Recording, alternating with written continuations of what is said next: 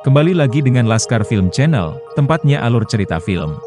Kali ini, saya akan menceritakan sebuah film yang berbeda dengan sebelumnya, yaitu film inspiratif yang bertema fantasi. Dalam imajinasi kita, raksasa adalah sosok yang menyeramkan dan menjadi musuh manusia. Namun pada film ini, terdapat salah satu raksasa unik yang malah bersahabat dengan seorang anak kecil. Film ini dimulai dari sebuah panti asuhan yang terletak di kota. Salah seorang anak yang tinggal di sana bernama Sophie. Di umur sepertinya, anak-anak merasa bahwa malam hari terasa menakutkan. Namun berbeda dengan Sophie. Dia bahkan berani menegur beberapa pemuda yang sedang mabuk di jalan. I'll call the coppers, I will do it. Takut dengan ancaman itu, mereka semua langsung pergi. Sophie pun melanjutkan kegiatan hariannya, yaitu membaca buku.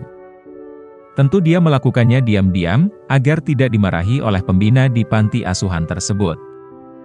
Tetapi, malam ini berbeda dengan malam sebelumnya.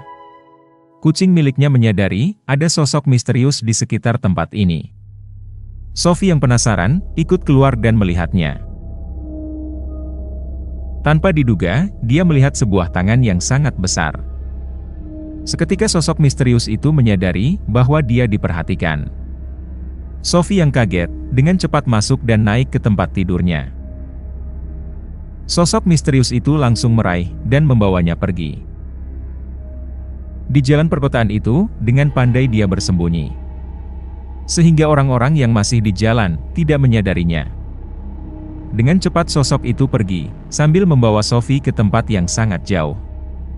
Dia melompat menembus ke sebuah awan misterius, kemudian muncul di sebuah tempat yang sangat asing. Dan ternyata, itu adalah tempat tinggal dari sosok misterius tersebut. Ketika ada kesempatan untuk kabur, Sophie menuju ke jendela, dan ingin membukanya. Sosok misterius yang ternyata adalah raksasa itu menyadari, dan langsung menuju ke arahnya. Tentu saja Sophie yang ketakutan, tidak berdaya ketika dibawa kembali. Please don't eat me.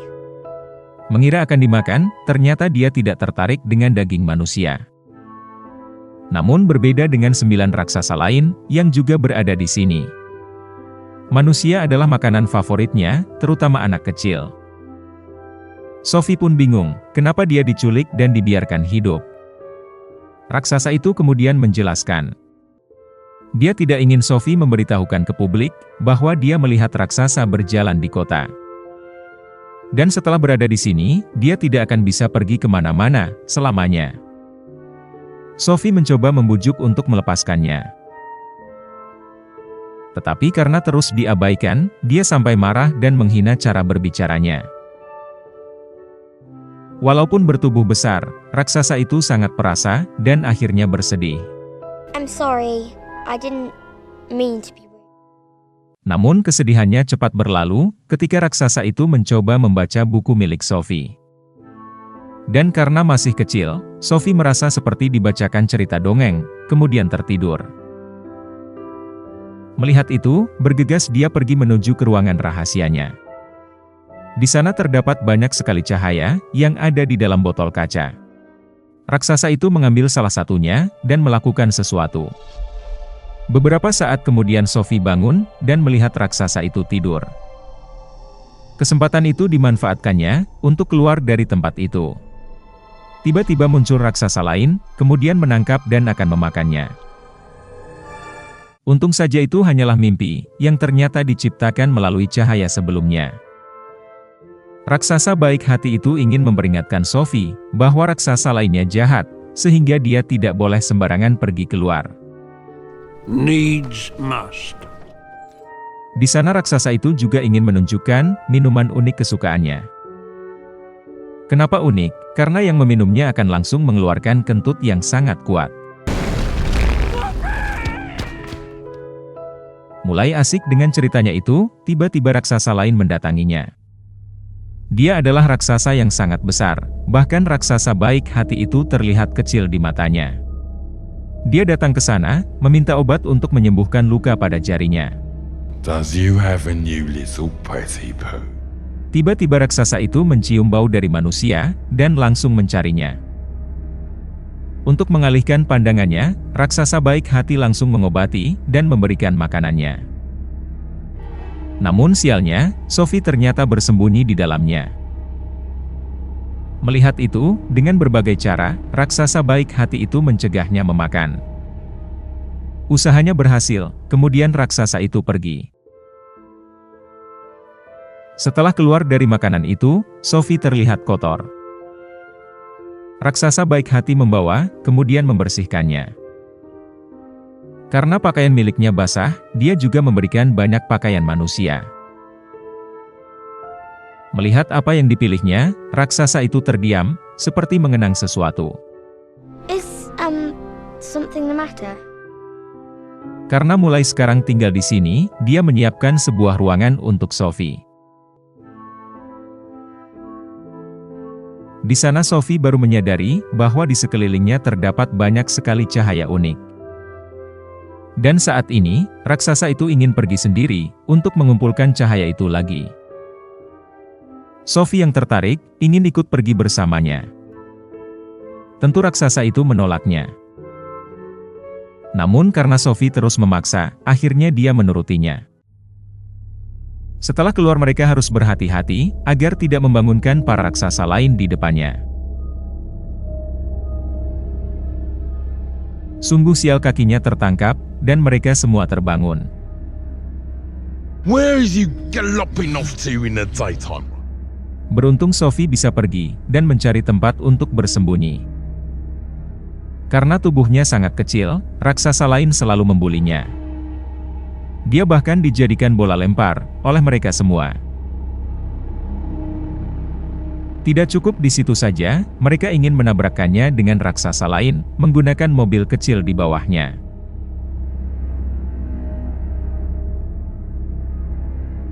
Para raksasa itu tertawa, dan ingin melanjutkannya. Namun ada satu hal yang membuat raksasa itu takut, yaitu air.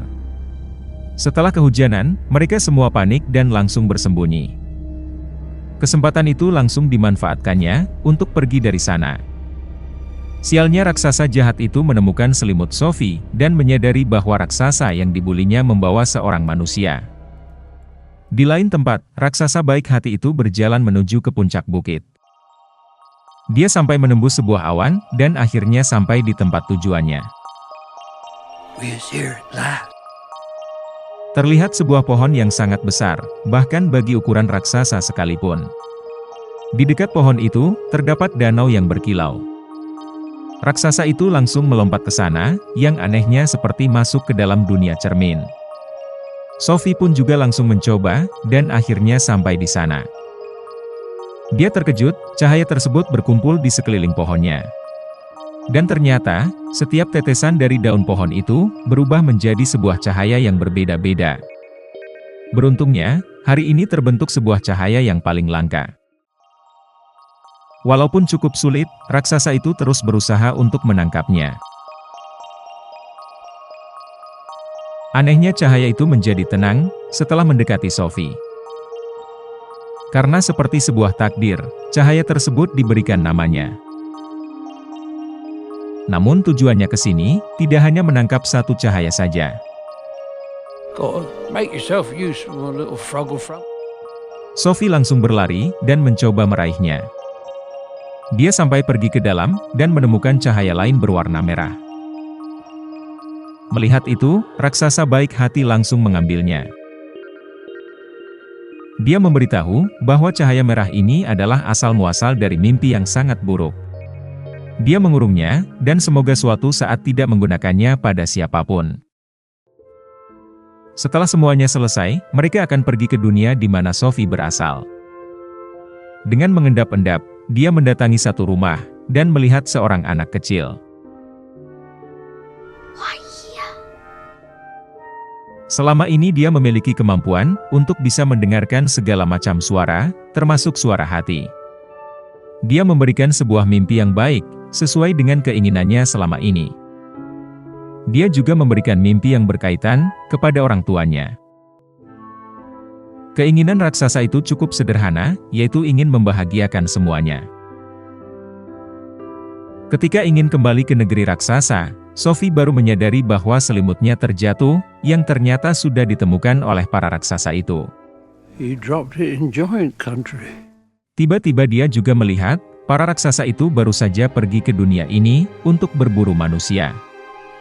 Tidak ingin membuatnya dalam bahaya, raksasa baik hati itu mengembalikan Sophie ke panti asuhannya. Dahulu, raksasa itu memiliki seorang teman manusia, yang hidup bersama. Dan pakaian yang Sophie kenakan, adalah pakaian miliknya. Namun pada akhirnya orang itu tertangkap oleh para raksasa, dan nyawanya dihabisi.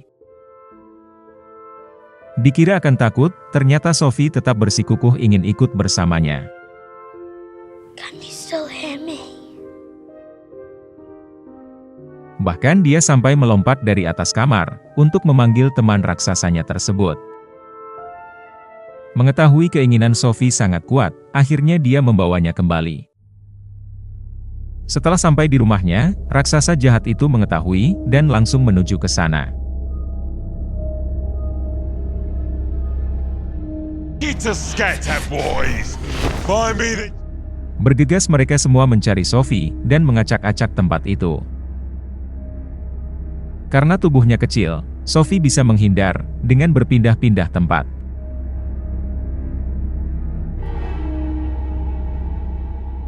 Tidak ingin kehilangan temannya seperti dahulu, kini raksasa baik hati itu marah, dan berani mengusir mereka semua.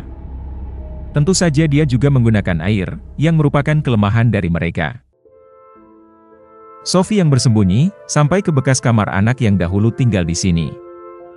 Dia tidak sengaja, melihat lukisan dari sang ratu terdahulu. Seketika dia memiliki sebuah ide. I have a plan. A plan? Dia ingin meminta bantuan dari ratu, untuk mengusir gerombolan raksasa itu. Agar sang ratu percaya dengan ceritanya, dia menyuruh temannya itu untuk membuatkannya sebuah mimpi. Mimpi tentang keganasan raksasa jahat itu, dan juga Sophie yang ada di sana. Untuk meyakinkan sang ratu akan adanya kaum raksasa, temannya tersebut juga harus datang ke sana. Sesampainya di istana, mereka berdua mulai menjalankan rencananya.